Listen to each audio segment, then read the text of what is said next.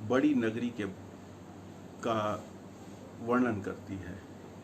वर्णन क्या है? संदर्भ देती है केवल। एक काल था कि 3 नगरियां बहुत ही विख्यात थी हमारे भारतवर्ष में, इस जम्बू द्वीप के अंदर। पहली थी वैभव के मामले में।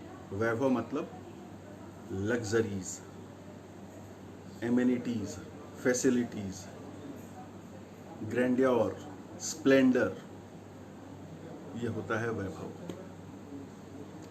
तो उस वैभव के बारे में, वैभव को लेकर कुछ जो नगरियां थी वो विख्यात थी। उसमें सबसे पहली आती थी भोगवती।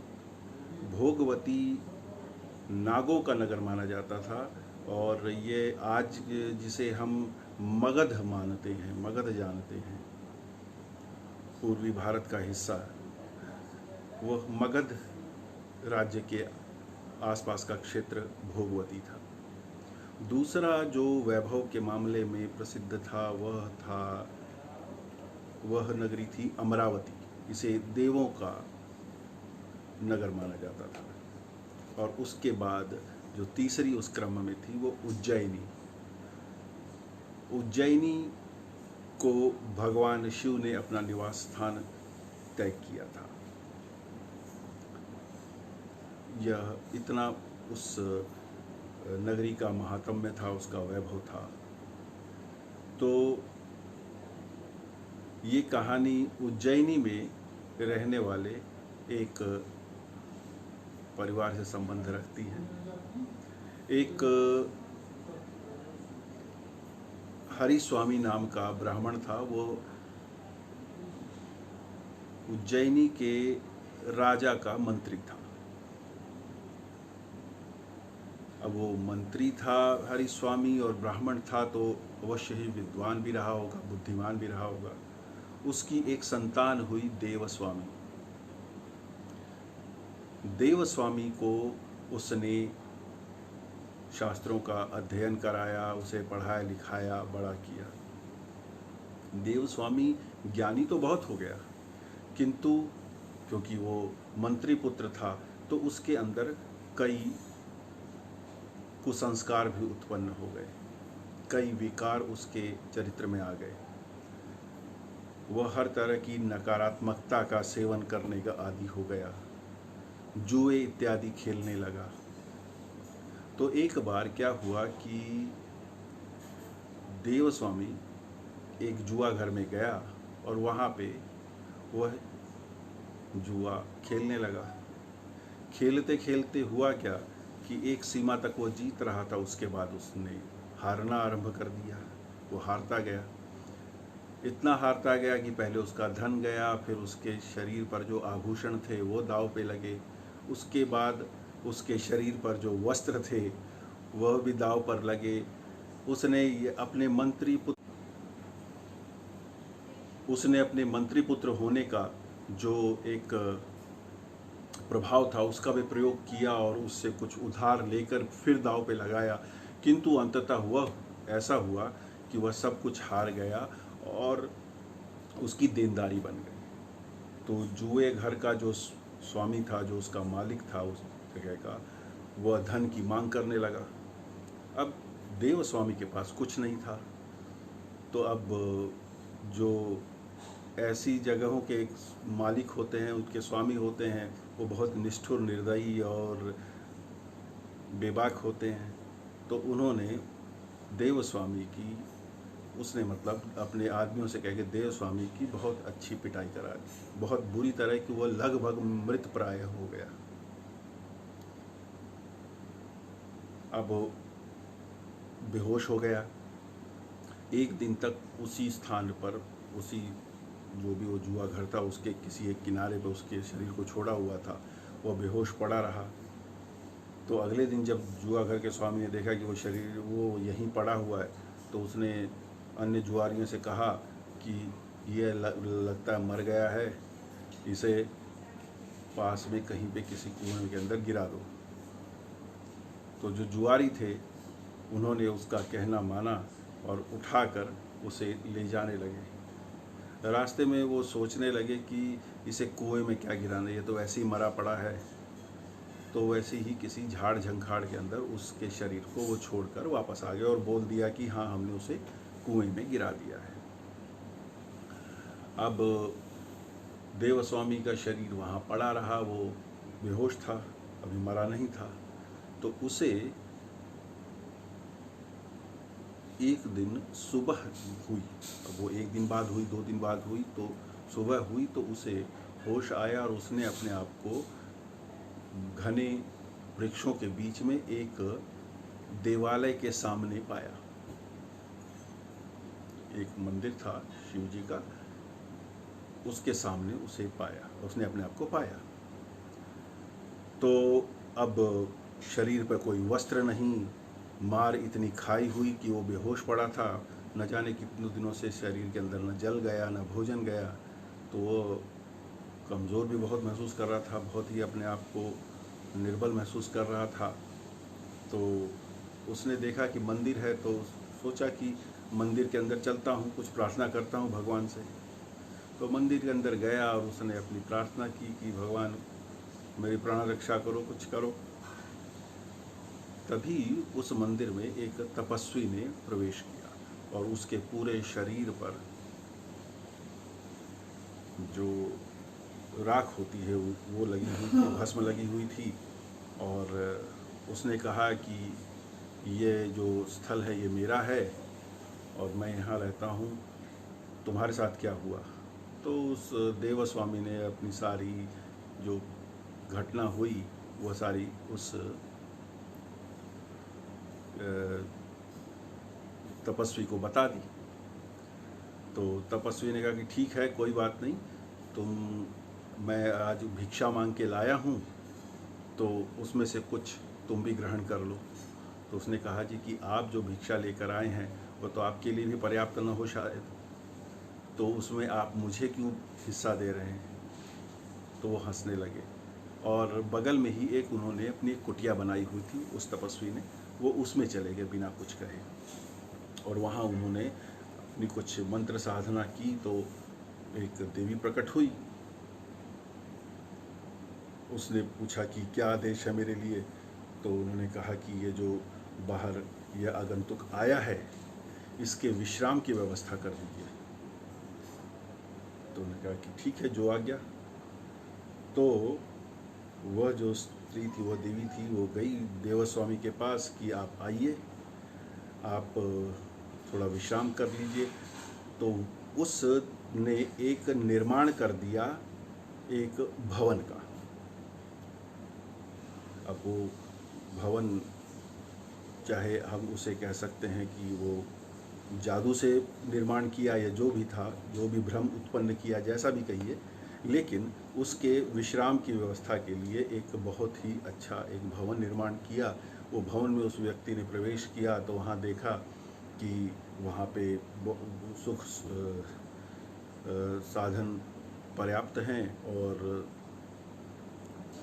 उसने फिर वहाँ जो भी स्नानागार था वहाँ पे स्नान इत्यादि किया, उसे वस्त्र दिए गए, वस्त्र उसने पहने।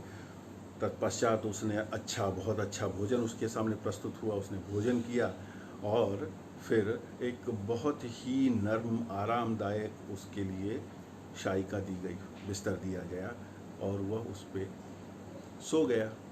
और सोने के लिए उसका हाथ पांव दबाने के लिए भी 2-4 स्त्रियां आ गई। तो कहने का पर्याय ये कि उसे पूरा आराम मिला। अगले दिन सुबह जब वह उठा तो देखा न वहाँ भवन है न कोई और, किंतु उसके शरीर पे वस्त्र थे। तो तभी तपस्वी अपनी कुटिया से बाहर निकले और हंसने लगे कि क्या हुआ। तो देवस्वामी ने कहा कि महाराज, ये तो मेरे साथ चमत्कार हो गया, मुझे तो बड़ा ही आरामदायक अनुभव हुआ है। मुझे तो एक महल में ले जाया गया, एक अच्छे भवन में ले जाया गया, वहाँ मैं स्नान किया, वस्त्र पहने, अच्छा भोजन किया, अच्छे बिस्तर पे सोया और अब यहाँ सब कुछ नहीं है। तो मुझे तो कृपा कीजिए, मैं यहीं रहने को तैयार हूँ, लेकिन आप मुझ पर कुछ कृपा कीजिए। तो तपस्वी ने कहा कि ठीक है, तुमको आज भी रात को ऐसा ही मिलेगा। तो तपस्वी क्या करता था कि वो रात को उसी तरह एक आदेश करते थे अपनी विद्या के आधार पर एक देवी को, और वो एक भवन का निर्माण कर देती थी। रात को अपना वो भोजन करता और सुख से रहने लगा। तो उस देव स्वामी के मन में इच्छा हुई कि यह विद्या मैं क्यों ना सीख लूं। तो वह उस लोभ में उसकी तपस्वी की सेवा करने लगा। और एक दिन जब तपस्वी को एक प्रसन्न मुद्रा में देखा, तब उसने निवेदन किया कि स्वामी जी या गुरु जी, आप मुझे यह विद्या क्यों नहीं सिखाते हैं, मैं यह विद्या सीखना चाहता हूँ। तो गुरु ने कहा कि तुम सीखना क्यों चाहते हो? कि देखिए, जैसे आपने सीखा है उसी प्रकार मैं भी चाहता हूँ कि मैं भी ये विद्या सीखूँ, जो वैभव इत्यादि जो मिलता है, जो सुख मिलता है, उसका मुझे भी आनंद मिले और मैं स्वयं ये सब कर सकूं, आदि इत्यादि। उसने जो भी अपना तर्क दिया, तो उसने कहा कि ये जो विद्या है ये बहुत कठिन है और इसमें आपको बहुत ही विश्वास के साथ अंदर इसकी साधना करनी पड़ती है, बहुत दृढ़ निश्चय के साथ। क्योंकि जब इस साधना की जाती है तो कई प्रकार के भ्रम उत्पन्न होते हैं। पहली बात तो यह है कि साधना जल के अंदर की जाती है, और जब ये साधना की जाती है तो भ्रम उत्पन्न होता है, इस जन्म की विस्मृति हो जाती है। आपको लगता है कि आपका पुनः जन्म हो रहा है, आप बड़े हो रहे हैं, आपका परिवार है, माता पिता है, फिर आपका विवाह हो रहा है, आपकी संतानें होती हैं, संतानों के साथ वैचारिक मतभेद इत्यादि, ये सब कुछ अनुभव होता है। तो उसके बाद एक परीक्षा होती है, उसमें अग्नि में प्रवेश करना पड़ता है और तब जाकर यह विद्या आती है। यदि आप उस भ्रम के जाल में न पड़ो जो उस विद्या को सीखते समय आपके आसपास होगा। तो उसने कहा, नहीं गुरुजी, मैं अवश्य इसको करूँगा और मेरा ये दृढ़ निश्चय है। तो गुरु ने कहा, चलिए ठीक है, मैं दे देता हूँ विद्या आपको। तो वो एक जल स्थान, एक नदी के तट पर ले गए और उसे बताया कि जब तुम्हें जल में प्रवेश करना है, उसके बाद यह मंत्र जपते रहना है और धीरे धीरे फिर तुम्हें वो अलग अलग अनुभव होंगे। और उसमें यह स्मरण रखना है कि तुम्हें अंत में अग्नि में प्रवेश करना पड़ेगा और अग्नि में प्रवेश करने के पश्चात ही तुम्हें यह विद्या सिद्ध हो पाएगी। तो वो कर गया प्रवेश जल में और वो करने लगा साधना, जो भी मंत्र गुरु ने दिया था उसको बोलते हुए। तो फिर वही उसको अनुभव हुआ, जन्म, अब इस जन्म की विस्मृति हो गई। उसे ऐसे लगा कि उसका दोबारा कहीं जन्म हुआ है, उसके माता पिता कौन हैं उसकी अनुभूति हुई, अपना बचपन की अनुभूति हुई, बड़ा होते की, विवाह होते की, संतान होते की, आदि इत्यादि। वो सभी अनुभव जो गुरु ने बताए थे वो सभी हुए।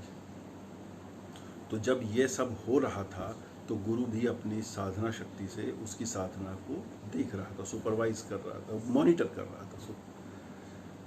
तो जब उसने देखा कि वो एक स्थिति तक पहुंच गया है और यह इस जन्म की उसको विस्मृति पूरी हो चुकी है और वो पूरे उसी जन्म में है जिसके बारे में उसने बताया था, तो उसने अपनी शक्ति से, अपनी ध्यान शक्ति या साधना शक्ति से उसको इस जन्म की स्मृति कराई कि अब तुम्हें इसमें से निकलना है और अग्नि में प्रवेश करना है। तो देव स्वामी बाहर निकला जल से और एक जगह अग्नि की व्यवस्था की गई थी। तो अब अग्नि की व्यवस्था थी तो जो आसपास के लोग थे, अब वो कौतूहलवश उसको देख रहे थे कि ये क्या करने जा रहा है। कुछ लोग ने ऐसा कहा कि उसके सगे संबंधियों को भी सूचित कर दिया था कि ऐसा ऐसा वो देवस्वामी कर रहा है, तो उसके परिवार के लोग भी आ गए थे और वो भी उसको करने से, अग्नि में प्रवेश करने से मना कर रहे थे। तो देवस्वामी सोचने लगा कि ये अब मुझे अग्नि में प्रवेश करना है, कहीं मैं अग्नि में प्रवेश करने के बाद पुनः जन्म ले ही ना पाऊँ या इस जन्म में वापस आ ही ना सकूँ। किंतु अभी तक जो गुरु ने बताया है वैसा वैसा तो मेरा अनुभव रहा है, तो अब अगर मैं नहीं करता हूँ तो मेरा भी अपमान होगा और गुरु का भी अपमान होगा। तो इस दुविधा में होते हुए वो अग्नि में प्रवेश कर गया और उसे बहुत शीतलता का अनुभव हुआ। उसे किसी प्रकार की ऊष्मा, अग्नि के अंदर तो ऊष्मा होनी चाहिए थी, गर्मी महसूस होनी चाहिए थी, उसे ऊष्मा का अनुभव हुआ ही नहीं, उसे शीतलता का अनुभव हुआ और फिर वो उसमें से बाहर आ गया। बाहर आकर गुरु को उसने बताया कि मेरे साथ ये हुआ, और फिर जब मैं अग्नि में गया तो अग्नि में शीतलता का हुआ। गुरु तुरंत चिंतित हो गया कि ये अग्नि में इसे शीतलता का अनुभव क्यों हुआ, और उसके बाद उसे लगा कि कहीं कुछ गड़बड़ हो गई। उसने उससे पूछा कि जो मैंने तुम्हें क्रम बताया था उसी प्रकार सब कुछ किया? उसने कहा हाँ वैसा ही किया। कहते अवश्य तुमसे कुछ त्रुटि हुई है। उसने कहा नहीं, त्रुटि मुझसे तो नहीं हुई, आपने जितना और जैसे बताया था वैसे ही मैंने किया था। तो वो तुरंत अपना ध्यान लगाने लगा और उस जो विद्या उसने सिद्ध की थी उससे उसी देवी को बुलाने लगा, लेकिन वो आई नहीं। तो गुरु समझ गया कि मेरी विद्या समाप्त हो गई है, मेरी विद्या की शक्ति समाप्त हो गई है। तो न चेला सिद्धि प्राप्त कर सका और जो गुरु को विद्या आती थी वह भी चली गई। ये तो थी कहानी। अब इस पर वेताल प्रश्न पूछता है राजा विक्रमादित्य से कि गुरु की विद्या क्यों चली गई और शिष्य को विद्या क्यों नहीं मिली, जबकि वो वैसा ही कर रहा था। तब राजा विक्रमादित्य कहते हैं कि गुरु की जो शिष्य है उसको विद्या इसलिए नहीं मिली क्योंकि उसने गुरु की विद्या पर, गुरु के निर्देशों पर, गुरु द्वारा जो दिया गया प्रोटोकॉल था उस पर संशय किया। वह सुख तो रोज भोगता था, रोज उसको एक नगर बना के दे दिया जाए मिलता था और वहाँ पे उसकी परिचरिकाएं होती थी, उसकी सेवा होती थी, अच्छा भोजन मिलता था, अच्छा सोने को मिलता था। किंतु जब उसको प्राप्ति का जो मार्ग गुरु ने बताया वहाँ पे उसने संशय व्यक्त किया कि मैं अग्नि में प्रवेश करूँगा तो जीवित बचूंगा या नहीं। यह जो संशय है, अर्थात जो प्रोटोकॉल के अंदर जो डेविएशन है, इस वजह से उसका वो, जिसे हम अगर प्रयोगशाला या साइंस की भाषा में कहें कि वो जो एक्सपेरिमेंट था उसका प्रोटोकॉल ब्रेक हुआ और इस वजह से जो डिज़ायर्ड रिजल्ट था, जो वांछित परिणाम था, जो वांछित फल था, वो नहीं मिल सका। और गुरु की विद्या इसलिए गई क्योंकि उसने योग्य पात्र का चयन नहीं किया, उसने अयोग्य व्यक्ति को विद्या देने का निर्णय ले लिया था। कभी भी किसी भी व्यक्ति को विद्या तब दी जाती है जब उसकी पात्रता होती है। बिना पात्रता के उस विद्या को देंगे तो वह नुकसान करेगा। आज भी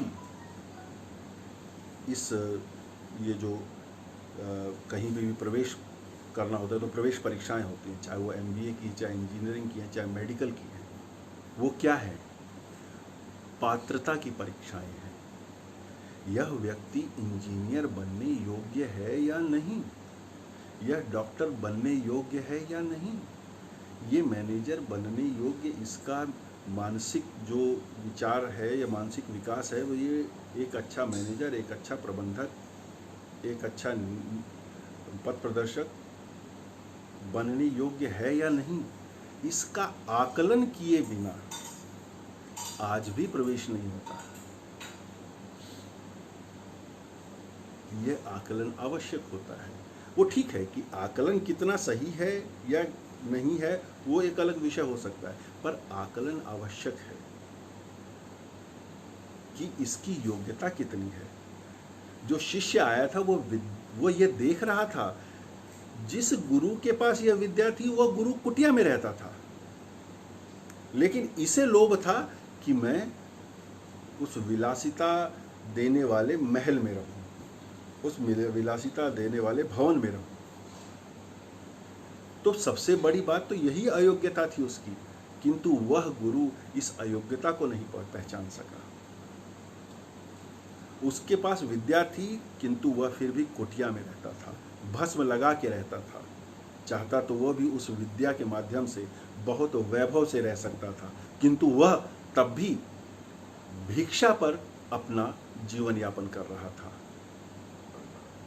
जबकि उसके पास एक ऐसी विद्या थी जिससे वह सुखपूर्वक आराम से हमेशा रह सकता था, उसे कुछ करने की आवश्यकता नहीं थी। किंतु यह बात वह गुरु, वह तपस्वी शिष्य के संदर्भ में नहीं सोच पाया।